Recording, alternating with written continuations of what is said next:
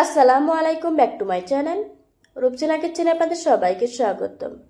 আমার আজকের রেসিপি হচ্ছে জাল নিমকি। এই নিমকিগুলি বানানো খুবই সহজ। আটার এই নিমকিগুলি খেতে অনেক বেশি মজার হয়। এই নিমকিগুলি বানিয়ে সংরক্ষণ করতে পারবেন 1 সপ্তাহের মতো। চলুন তাহলে রেসিপিটা দেখে নেওয়া যাক।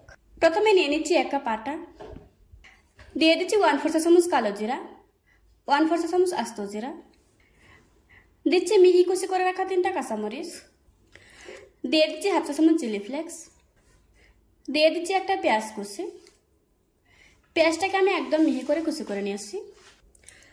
দিয়ে দিচ্ছি কিছু ধনেপাতা কুচি, দিচ্ছি স্বাদ মতো লবণ, দিয়ে দিচ্ছি 2 টেবিল চামচ পরিমাণে সাদা তেল।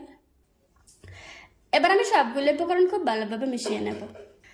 এই কাজটা একটু সময় নিয়ে ধৈর্য ধরে করতে হবে, যাতে করে আটার সাথে তেলটা খুব ভালোভাবে মিশে যায়। কিছুক্ষণ মিশিয়ে নেওয়ার পর এভাবে মুঠ করলে যদি দলা পেকে যায়, তাহলে বুঝতে হবে আপনার মাখানোটা হয়ে গিয়েছে। এবার অল্প অল্প পানি দিয়ে একটা ডো তৈরি করে নেব। পানিটা অবশ্যই হালকা কুসুম গরম পানি নিতে হবে। আমার ডোটা তৈরি করা হয়ে গিয়েছে। এই ডোটাকে রেস্টে রাখার কোনো প্রয়োজন নাই। এখন আমি ডোটাকে 2টো ভাগে ভাগ করে নেব। ভাগ করে নেওয়া হয়ে গিয়েছে। রুটি বেলার সুবিধাতে বোর্ডের উপর সামান্য একটু তেল লাগিয়ে নিচ্ছি। এখন এখান থেকে একটা ডো নিয়ে নিচ্ছি। প্রথমে একটা বড় সাইজের রুটি বেলে নিচ্ছি। এই রুটিটা যতটা সম্ভব বড় এবং পাতলা করে বেলতে হবে। এই সময় রুটিটা যত বেশি পাতলা করে বেলে নেবেন, নিমকিগুলি খেতে তত বেশি মজা লাগবে। আমার রুটিটা বেলে নেওয়া হয়ে গিয়েছে।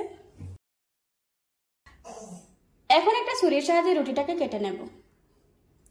প্রথমে সাইডের অংশটা কেটে বাদ দিয়ে দিচ্ছি।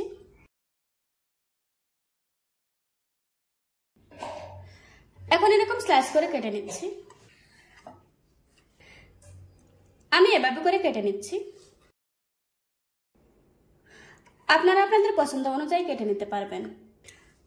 আমি এরকম সাইজ করে কেটে নিয়েছি। এখন এগুলিকে ডুবো তেলে ভেজে নেব। নিমকিগুলি ভাজার জন্য চুলায় একটি কড়াই বসিয়ে পরিমাণ মতো তেল দিয়ে দিয়েছি। এখন আমি তেলটাকে খুব ভালোভাবে গরম করে নেব। তেলটা গরম হয়ে গিয়েছে। এখন আমি গরম তেলের উপর নিমকিগুলি ছেড়ে দিচ্ছি।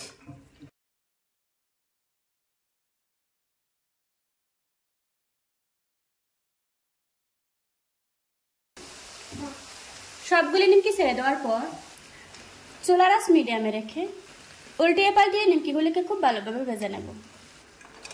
কিছুক্ষণ ভেজে নেওয়ার পর এখন খুব সুন্দর একটা কালার এসেছে। এবার আমি তেল ঝরিয়ে একটা প্লেটে তুলে নেব।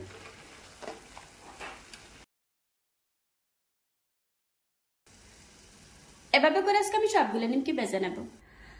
দেখুন বন্ধুরা, আমার নিমকিগুলি বানানো হয়ে গিয়েছে। একটা ভেঙে আপনাদের সাথে শেয়ার করছি।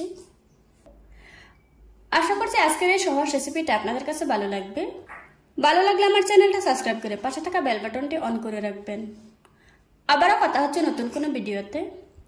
ততক্ষণ সুস্থ থাকবেন, ভালো থাকবেন। আল্লাহ হাফেজ।